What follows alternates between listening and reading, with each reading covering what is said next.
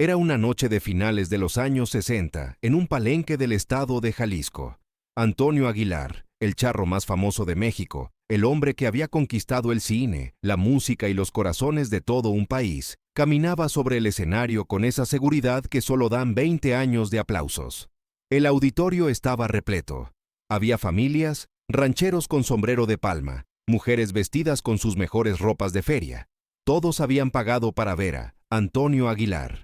Nadie sabía que aquella noche terminaría siendo recordada por lo que ocurrió en un momento inesperado, cuando el rey del palenque extendió la mano hacia un joven desconocido que estaba entre bastidores y le dijo, con la confianza de quien no teme a nada, que subiera al escenario y cantara mejor que él. El joven se llamaba Vicente Fernández. Tenía 20 y pocos años, un traje de charro que no terminaba de quedarle bien porque lo había rentado, y una voz que todavía no había encontrado el escenario que merecía. Subió. Abrió la boca. Y Antonio Aguilar, según cuenta la leyenda que los propios músicos que estuvieron esa noche se encargaron de preservar, se quedó inmóvil. Para entender lo que ocurrió aquella noche, hay que entender de dónde venía Vicente Fernández y el camino de piedra que había recorrido hasta ese palenque.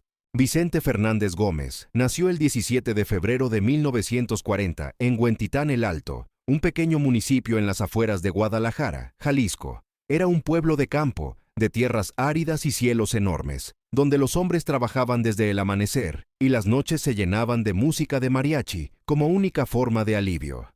Su padre, Ramón Fernández, era ranchero. Su madre, Paula Gómez de Fernández, era la mujer que sostenía la casa con lo que alcanzaba cuando lo que alcanzaba no era mucho. Vicente creció escuchando música, no porque la familia tuviera dinero para ir a conciertos, sino porque en Jalisco la música era el aire mismo. Salía de las cantinas, de las plazas, de las radios de pilas que funcionaban cuando las pilas alcanzaban. Desde los 8 años, Vicente cantaba en fiestas familiares, no como entretenimiento inocente de niño, sino con una seriedad que hacía que los adultos dejaran de hablar para escuchar. Había en esa voz algo que los mariachis viejos del pueblo reconocían sin poder explicarlo con palabras. Una queja en el fraseo, una gravedad en el agudo, una forma de decir las letras que hacía que las palabras pesaran de una manera diferente a cuando las cantaba cualquier otra persona. A los 14 años tomó la decisión que cambiaría todo.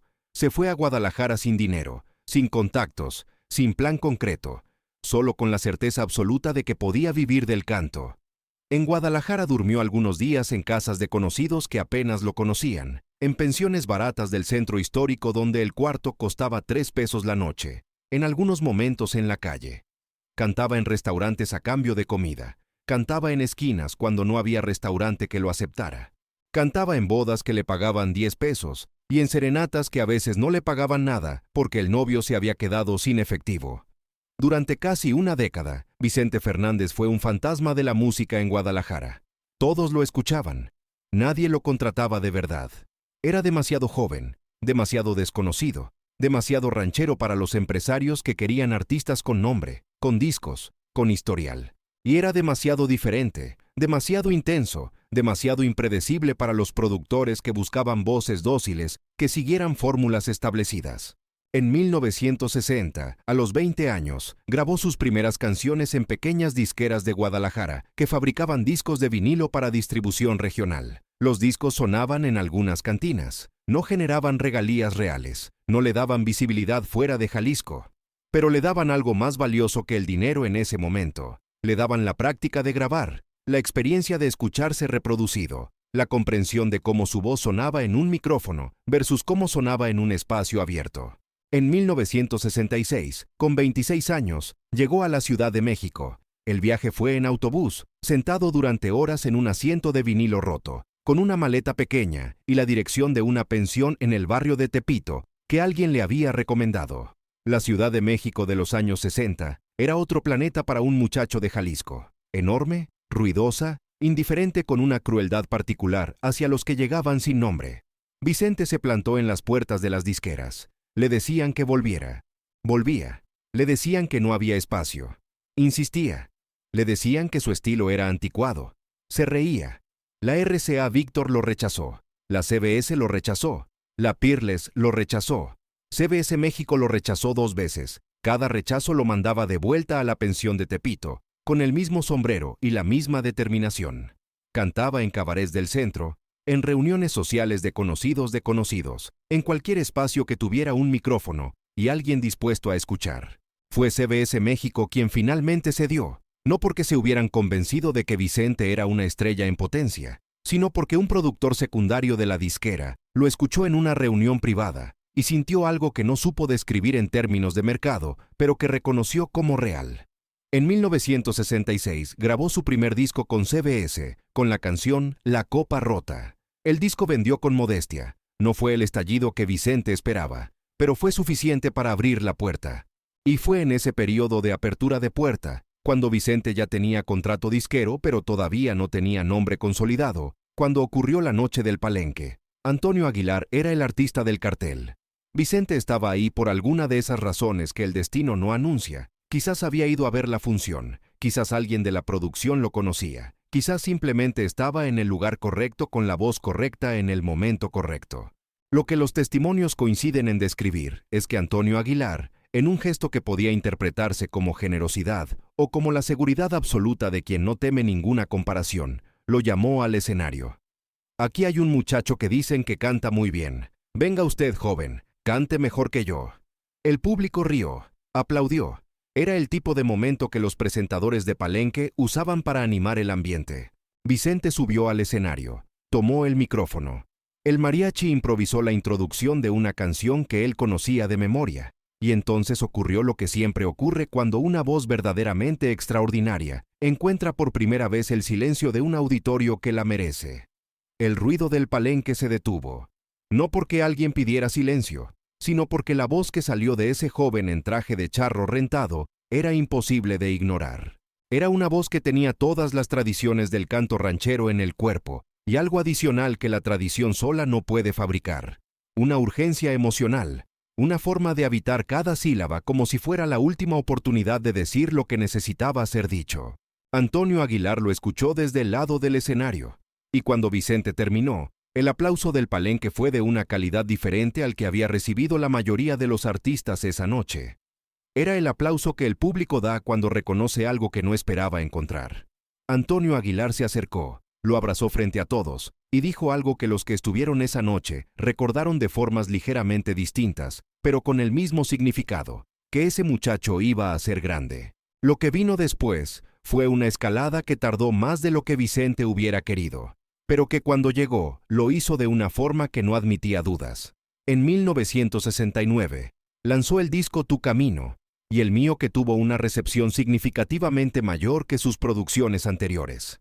La canción, Por tu maldito amor, empezó a sonar en estaciones de radio de varios estados. En 1970 llegó Que te vaya bonito, y las ventas comenzaron a acelerar. Pero fue en 1972, cuando Vicente Fernández se convirtió en algo diferente de todo lo que había sido hasta entonces. Grabó la canción Lástima que seas ajena, compuesta por José Alfredo Jiménez, y la conexión entre la voz de Vicente y la letra de José Alfredo creó una alquimia que la industria discográfica no había anticipado, pero que el público reconoció de inmediato. José Alfredo escribía sobre el amor, el desamor, el orgullo herido y la soledad inevitable con una especificidad que hacía que quien escuchaba sus canciones sintiera que habían sido escritas para él personalmente.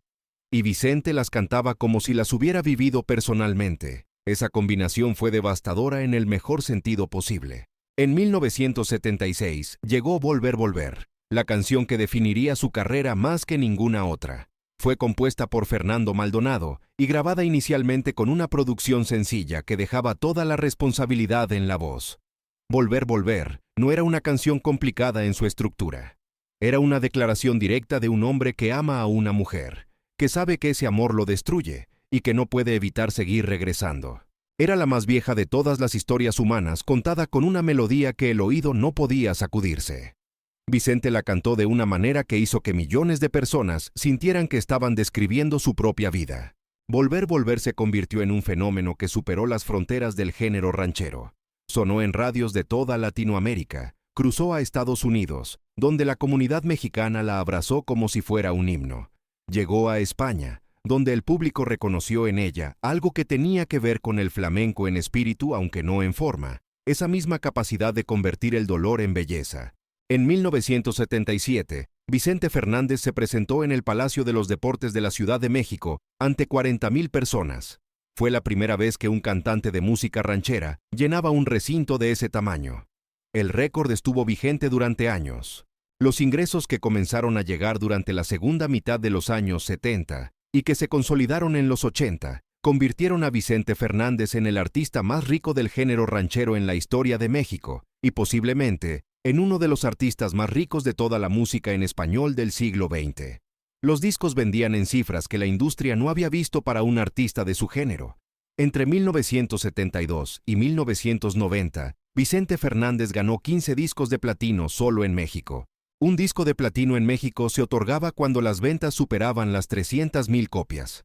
Multiplicado por el precio de venta y las regalías correspondientes, cada disco de platino representaba ingresos de entre 1.5 y 3 millones de pesos de la época para el artista, sin contar las regalías internacionales que llegaban de Estados Unidos, Argentina, Colombia, España y el resto de mercados donde su música circulaba. Las presentaciones en vivo eran la fuente más grande de ingresos.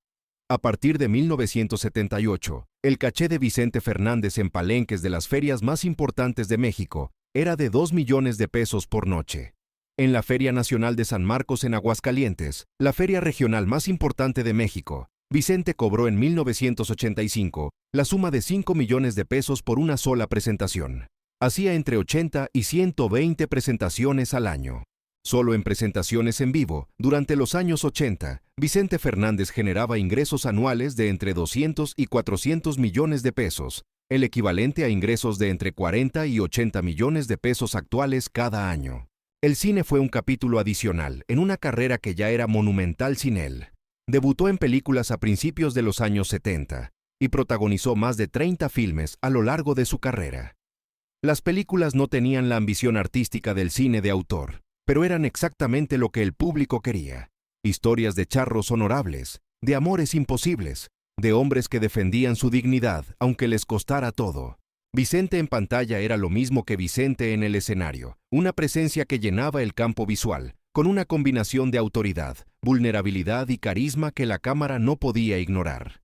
Cada película generaba ingresos adicionales en taquilla, en ventas del disco con la banda sonora, y en regalías por transmisiones en televisión que seguían llegando décadas después del estreno. Con todo ese dinero, Vicente Fernández construyó un patrimonio que reflejaba exactamente quién era. Un hombre de campo que no olvidó de dónde venía, pero que tampoco fingió que no había llegado lejos. El rancho Los Tres Potrillos, ubicado en Tlajomulco de Zúñiga, en el estado de Jalisco, era la declaración más elocuente de esa identidad. No era una mansión urbana de colonia exclusiva. Era un rancho de verdad, con tierra de verdad, con caballos de verdad, con establos y corrales y caballerizas, y un equipo de veterinarios y cuidadores que trabajaban de tiempo completo para mantener uno de los criaderos de caballos pura sangre más importantes de México. Los Tres Potrillos tenían más de 500 hectáreas. La casa principal era una construcción de estilo colonial, con más de 2,000 metros cuadrados, techos de teja, arcos de cantera, una capilla privada, albercas, jardines cuidados por un equipo de 12 personas y una sala de trofeos donde Vicente exhibía los reconocimientos que había recibido durante décadas. Grammys latinos, discos de oro y platino de múltiples países, premios de asociaciones de la industria musical de México, Estados Unidos y España. El rancho valía, en estimaciones del mercado inmobiliario de Jalisco a finales de los 90, más de 100 millones de pesos. Además de los Tres Potrillos, Vicente Fernández tenía propiedades en Guadalajara, una casa en la colonia Chapalita y un departamento en el fraccionamiento Puerta de Hierro, el área más exclusiva de la ciudad. En la Ciudad de México mantenía un departamento en la colonia Polanco para cuando sus compromisos profesionales lo requerían. Sus vehículos eran igualmente consistentes con su imagen: camionetas Suburban de las más altas especificaciones, un Lincoln Town Car negro para eventos formales, y una colección de caballos que en algunos momentos estuvo valuada en más dinero que cualquier automóvil que pudiera haber comprado. Los últimos años de Vicente Fernández fueron el tipo de cierre que pocas carreras en cualquier disciplina alcanzan. En 2016, anunció su retiro de los escenarios con una serie de conciertos de despedida en el Estadio Azteca, que reunieron a más de 70,000 personas por noche durante 3 noches consecutivas. La suma total de espectadores en esos 3 conciertos fue de más de 210,000 personas, todas de pie, cantando cada canción de memoria, llorando en los momentos que llevaban décadas esperando que llegaran. Vicente Fernández murió el 12 de diciembre de 2021, exactamente el día de la Virgen de Guadalupe, con 81 años, en el Hospital Country 2000 de Guadalajara. Había ingresado en agosto de ese año tras una caída en su rancho y había permanecido hospitalizado durante meses con complicaciones. El país se detuvo. Las redes sociales se llenaron de videos, de recuerdos, de personas cantando "Volver, volver" desde sus casas, desde sus autos, desde las calles. En los palenques de las ferias de toda la República, los mariachis tocaron durante horas sin que nadie se los pidiera. La historia de Vicente Fernández comenzó en la noche de un palenque de Jalisco, cuando un hombre que creía que nadie podía cantarle, mejor lo desafió por diversión. Y el joven en traje rentado tomó el micrófono, abrió la boca y demostró que el talento no necesita disquera, ni contrato, ni nombre establecido para ser inconfundible. Solo necesita el momento correcto y la valentía de no desperdiciarlo cuando llega. El que se arrepintió esa noche no fue Antonio Aguilar por haberlo invitado. El que se arrepintió, si es que la palabra aplica, fue cada productor, cada disquera, cada empresario que lo había rechazado antes y que tuvo que vivir el resto de su vida sabiendo que había tenido enfrente al artista más grande del género ranchero de toda una generación y no lo había reconocido a tiempo. Eso sí duele. Y no hay canción de Vicente Fernández que cure ese tipo de error.